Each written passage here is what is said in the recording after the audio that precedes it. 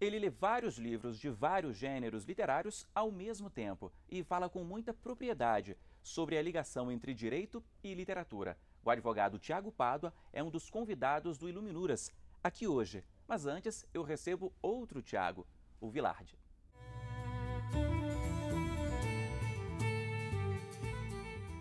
Tiago Vilardi é ator, escritor, roteirista de TV, dramaturgo e está à frente de uma companhia de teatro.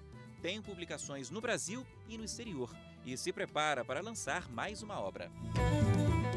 Você tem múltiplas habilidades, né, Tiago? É ator, é roteirista, é dramaturgo. Como é que você faz a ligação entre essas áreas? Bom, eu parto do princípio que o artista ele tem que ser polivalente, né? Principalmente nos dias de hoje. Então, eu tento jogar um pouco em cada área, vamos dizer assim, né? Primordialmente, prevalece o lado do escritor, né? Eu comecei a escrever muito cedo, eu sempre li muito, sempre fui fascinado pela literatura, as histórias, eu imaginava, eu viajava, criava meu próprio mundo ali através da literatura, né? Que tem esse poder fantástico. E depois fui descobrindo outras vocações, né? Por exemplo, o teatro, foi uma grande paixão também, que eu descobri logo cedo, que eu tinha aulas de artes cênicas na escola e ali comecei a trabalhar esse outro lado meu. E daí comecei a escrever também peças de teatro e descobri o meu lado dramaturgo. E o meu lado de ator também, né? Que em algumas peças eu cheguei a atuar. Depois fiz cursos de roteiro, me tornei roteirista também. Então acaba que uma área vai se ligando à outra, né? Coincidentemente ou não. No seu caso foi fácil, né? Uma área tem muita ligação com a outra. Tem muita ligação porque de uma certa forma eu estou lidando sempre com o ser humano, né? Sempre com as emoções. Eu acho que tanto o escritor quanto o ator, ele lida com as emoções. Então acaba que uma coisa está sempre ligada à outra, porque nós estamos desenvolvendo um universo que é tão comum, né? Que é o universo dos sentimentos, de como as pessoas se relacionam entre elas e como essas pessoas se comunicam com o mundo, né? Com o que acontece ao redor delas. Você falou que começou a ler muito cedo. Você lembra o que você lia, quando, com que idade? Pois é, o primeiro livro que eu peguei para ler foi Tieta do Agreste de Jorge Amado. Não era Ainda exatamente para a sua criança. idade, né? Não era exatamente da minha idade. E aí eu comecei a ler, eu me apaixonei pela linguagem dele, né? É uma coisa muito dinâmica e ao mesmo tempo muito gostosa de ler, né? É a cara do Brasil ali retratada. Jorge Amado. Isso, você pode imaginar que poderia ser um vizinho seu, de repente poderia ser alguém que você conhece. E aí foi me fascinando e aí eu não parei mais. Aí fui descobrindo outras literaturas, mas sempre tendo o Jorge Amado como parâmetro, Com que idade você leu Jorge Amado, Tiago? com os 10 anos de idade. O Jorge Amado te levou a que outros autores?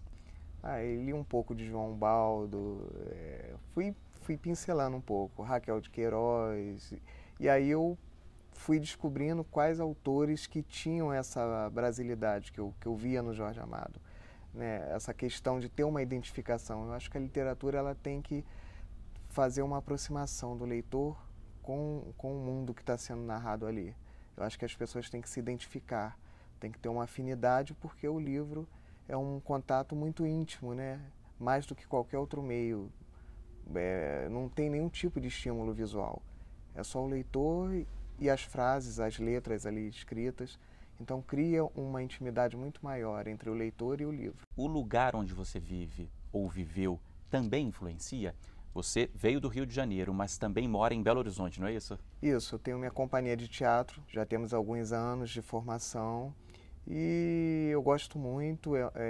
BH é uma cidade que me acolheu, então eu assim me considero metade carioca, metade mineiro. E sigo escrevendo peças, todo final de ano nós montamos um espetáculo e eu me divido entre Rio e BH, fico um pouco em cada cidade sem largar nenhuma das duas de vez. Falando agora, Tiago, um pouquinho sobre a sua produção, a gente tem aqui vários livros, 5 em 2 deles. Você tem contos publicados, Isso. outro é uma das suas peças de teatro, é o texto de uma das peças, e eu estou com os 2 romances. Vou começar aqui com O Falso Profeta, e tem uma igreja barroca de Ouro Preto aqui na capa, não é isso? Exatamente. É um romance de época, se passa na década de 30, época que estava surgindo aquele movimento pelo Getúlio. Então tem isso como pano de fundo, embora não retrate fielmente, né, o que se passou na época. E foi coincidência, o primeiro livro que eu também escrevi, já influenciado um pouco pelo que eu lia do Jorge Amado. E o que você destaca aqui, o que você conta de curioso aqui em O Falso Profeta pra gente? Eu conto que, às vezes, nós temos falsas impressões sobre as pessoas, né? E que o ser humano, de um modo geral, é um mistério. Então, quando se trata do profeta, né, que chega na cidade de Ouro Preto, nessa época, né, tão característica, e anunciando uma tragédia, que uma tragédia estaria para acontecer, isso acaba mexendo com, assim, acaba irritando alguns moradores da cidade, né, os poderosos, os barões do café, os donos de tecelagem, e eles começam assim uma espécie de campanha velada para desmoralizar a figura daquele homem, né, daquele desconhecido. Então, o que chama a atenção no livro é realmente a questão de que nós não temos, às vezes, preparo para lidar com o desconhecido. O desconhecido nos assusta, né? E, às vezes, traz grandes aprendizados, grandes explicações do mundo. E eu acho que o barato do livro é o leitor ficar se perguntando, será que realmente é um impostor, é um farsante, não é? Será que a tragédia vai se concretizar no final do livro? De onde ele vem? Será que é um espírito? Será que é alguém se passando por um profeta? Então tem esse ar de mistério no livro. Detalhe que você começou a escrevê-lo muito cedo, não é isso? Muito cedo, já por volta de 10 anos de idade, por aí. E aí fui reescrevendo, aí fui entrando na adolescência, fui mudando algumas coisas, né? Porque a gente nunca acha que está bom, né? O escritor, ele é meio perfeccionista, ele sempre acha que pode melhorar alguma coisa. Mas uma hora tem que publicar, né? Uma hora tem que publicar, né? E aí chegou o momento, né? A editora portuguesa estava procurando autores, né, do Brasil, autores brasileiros, e eu mandei e eles gostaram, enfim, e aí aconteceu o livro. Bom, vou pedir para você ler então um trechinho aqui de O Falso Profeta pra gente, Tiago, pra gente ter pelo menos um gostinho, né?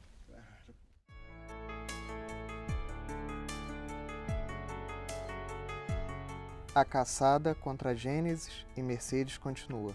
Os homens permanecem embrenhados na mata. Murilo comanda o grupo, tendo em vista o seu conhecimento sobre as trilhas que levam ao cume da montanha onde realizam as buscas. Rifles em punho, estão prontos para atirar a qualquer instante, e lá se vão horas intermináveis de procura. Legal, esse é O Falso Profeta. Tiago, estou aqui também com Por Dinheiro pela Vida, seu segundo romance, muito diferente? Bem diferente, né? Esse aí já é uma história mais contemporânea, né? Fala da guerra de classes, da guerra na disputa pelo poder, né? Uma família disputando o poder de uma empresa.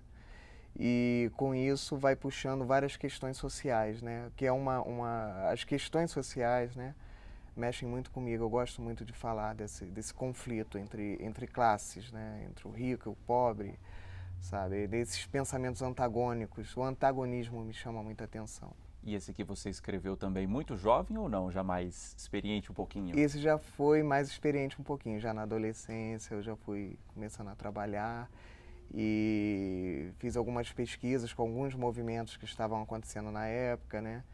Então eu pincelei, eu vou narrando a história ao mesmo tempo que vou jogando como se fossem slides de coisas que estavam acontecendo na época, né? E o que te levou a escrever este livro aqui, Tiago?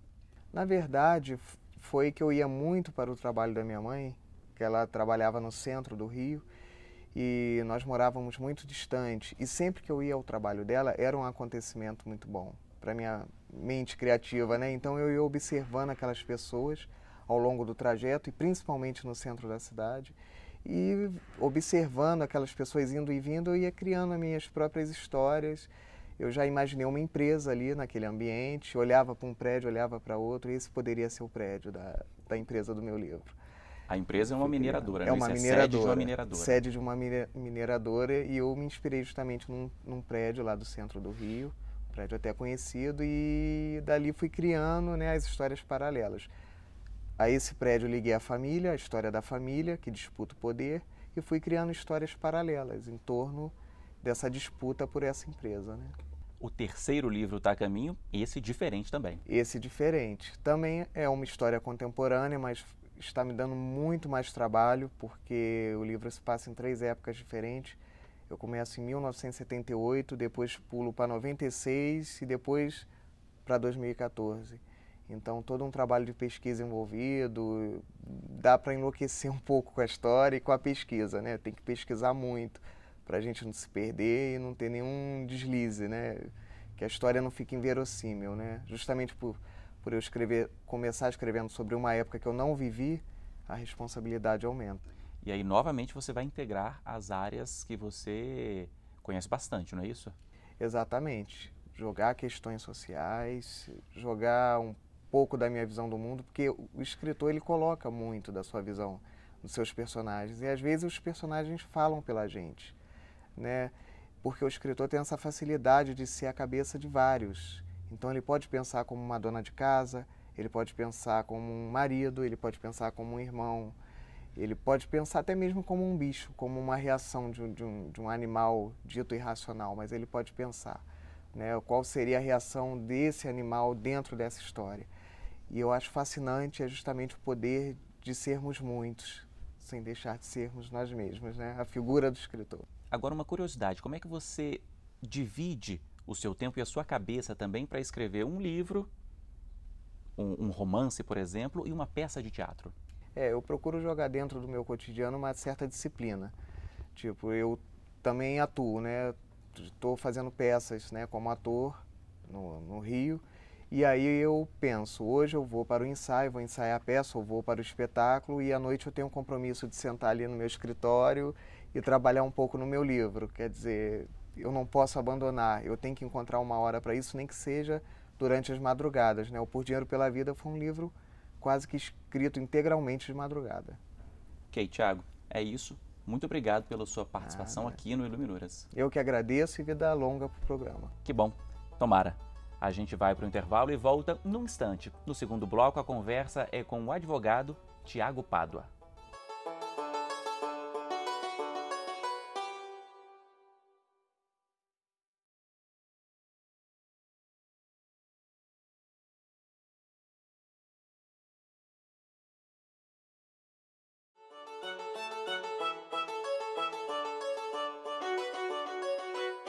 O Iluminuras está de volta e neste segundo bloco eu converso com o advogado Tiago Pádua. Tiago, obrigado pela presença. Eu já começo perguntando para você que tipo de leitura te agrada. Paulo, eu que agradeço pelo convite.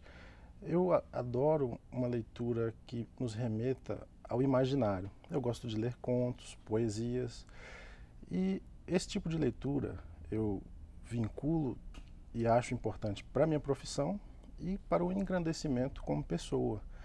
Principalmente os contos de Machado de Assis, que seria um pouco um lugar comum, né, muito citado, mas principalmente de leituras contemporâneas que nós vamos ter oportunidade de conversar.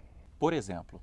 Eu gosto muito de um escritor peruano chamado Mário Vargas Llosa, que tem um livro que eu acho fantástico e de uma importância fenomenal, chamada Tentação do Impossível, em que ele faz uma análise sobre Os Miseráveis de Victor Hugo.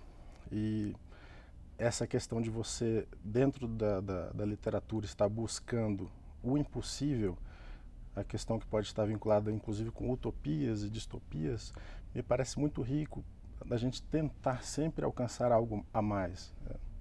Que outros autores, Tiago, você admira tanto quanto? Eu teria que citar, por uma importância para nós brasileiros, o professor Goffredo Silva Teles Júnior, famoso autor da Carta aos Brasileiros de 1977, num período sombrio em que nós começaríamos a deixar a ditadura para trás. A leitura da Carta aos Brasileiros, feita nas arcadas do Largo São Francisco, em 1977, de certa forma apressou e causou uma aceleração para que nós tivéssemos ainda um lugar comum também, uma abertura lenta e gradual para a democracia. Inequivocamente foi um documento importantíssimo. E o professor Goffredo Silva Teles tem um livro chamado Diálogo com os Amigos, que eu até trouxe para a gente, enfim, poder falar um pouco mais sobre essa obra. E o que você destaca, Tiago? Você destacou essa carta, né, a Carta aos Brasileiros, e a sua relação com ele? Olha, é uma relação que aquele que lê uma obra, ele se relaciona de várias formas com o autor.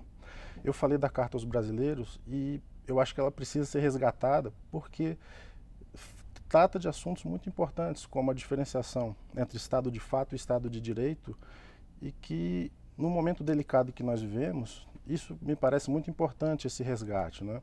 Agora, esse outro livro especificamente tem uma história também por trás disso. Ele, após se aposentar, ele era professor de introdução ao estudo de direito na Universidade de São Paulo, e após se aposentar ele convidava os alunos e antigos alunos para alguns bate-papos informais na casa dele, no seu escritório. E na parte final desse livro, Palavras ao Amigo, ele fala da importância da literatura para a formação humanística do jurista, que oxigena e fornece ferramentas para que ele possa ser um profissional melhor, um ser humano melhor. Vou fazer uma pequena pausa então, Tiago, para a gente conhecer um pouco mais sobre Gofredo Teles Júnior.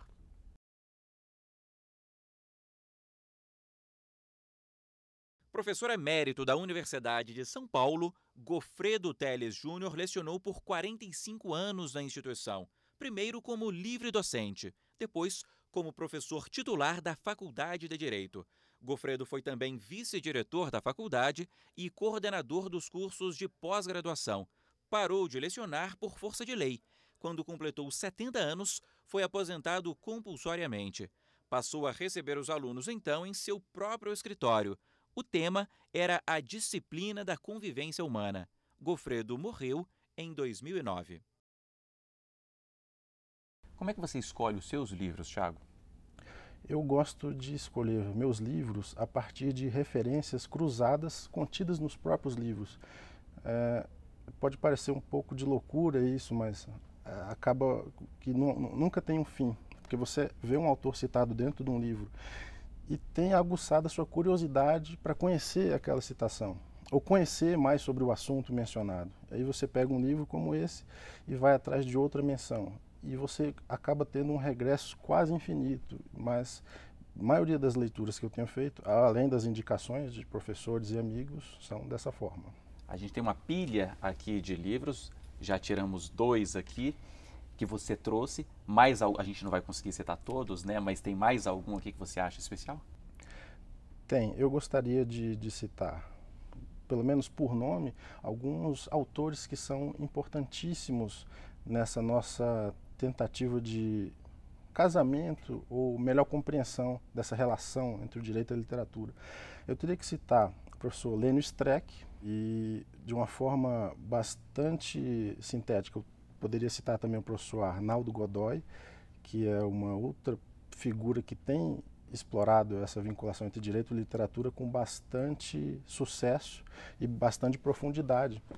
Indo lá do início dessa discussão nos Estados Unidos da América, iniciou com James Boyd White e passando por nomes como Richard Posner. Esse livro me parece importantíssimo porque é um ensaio de síntese teórica do professor Arnaldo Godoy, em que ele fala da literatura no direito, do direito na literatura e das outras questões possíveis dessa exploração, né? E me parece absolutamente fundamental aquele que queira compreender o direito e a literatura. Agora, falando especificamente sobre você, Tiago, como é que essa bagagem cultural te auxilia no dia a dia e na hora de escrever? Você tem 2 livros publicados, a gente vai falar sobre eles daqui a pouquinho.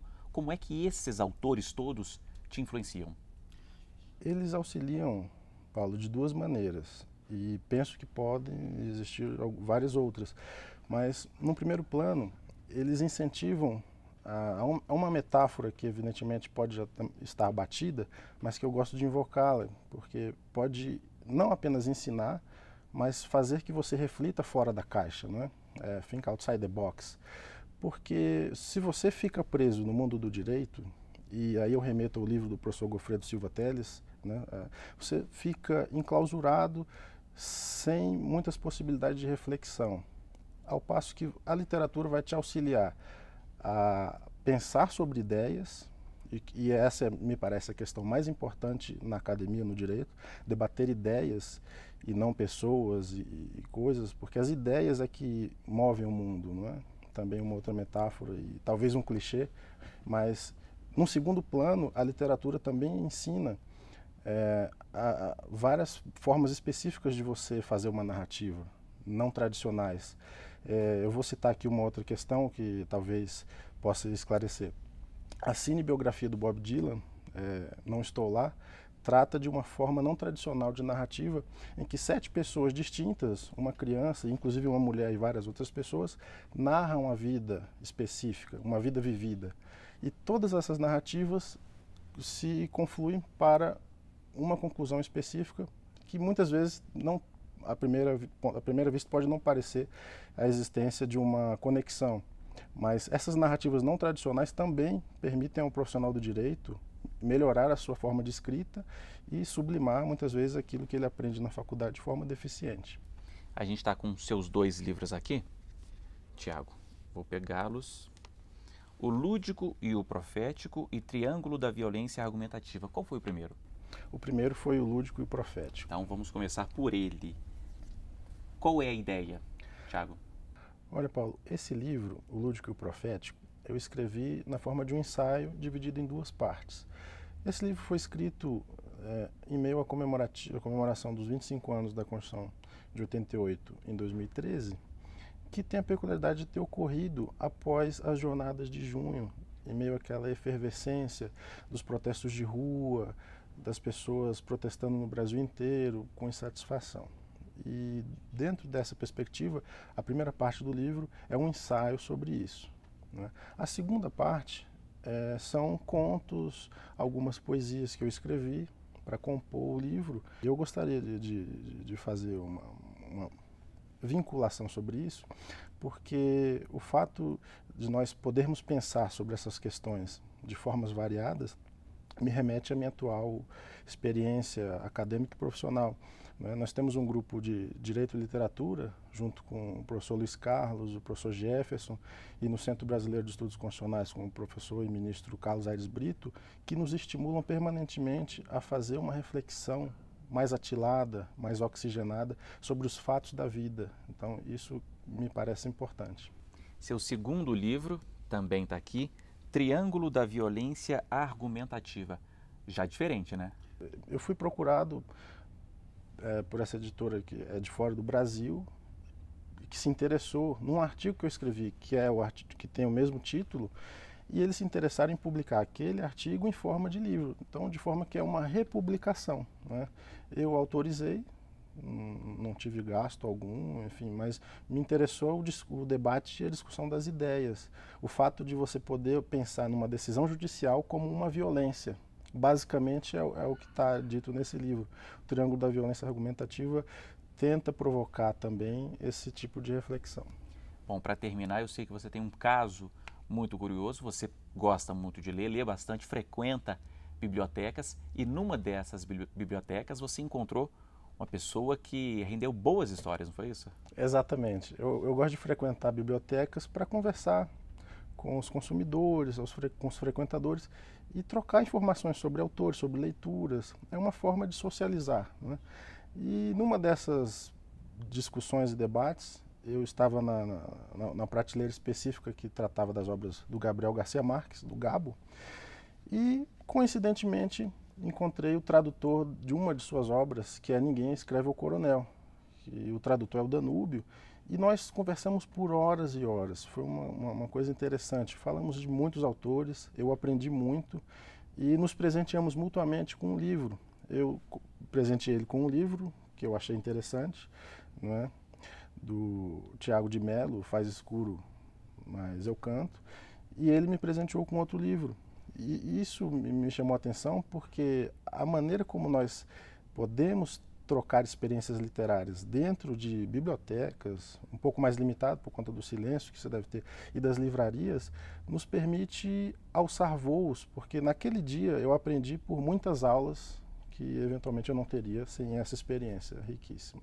E nunca mais o encontrei, mas valeu por muitas aulas. Ok, Tiago, muito obrigado pela sua participação aqui conosco. Eu que agradeço. Muito obrigado, Paulo. E muito obrigado a você que nos acompanhou aqui hoje. O Iluminuras termina aqui, e para rever este e outros programas, basta acessar tvjustiça.jus.br. Até a semana que vem. Tchau.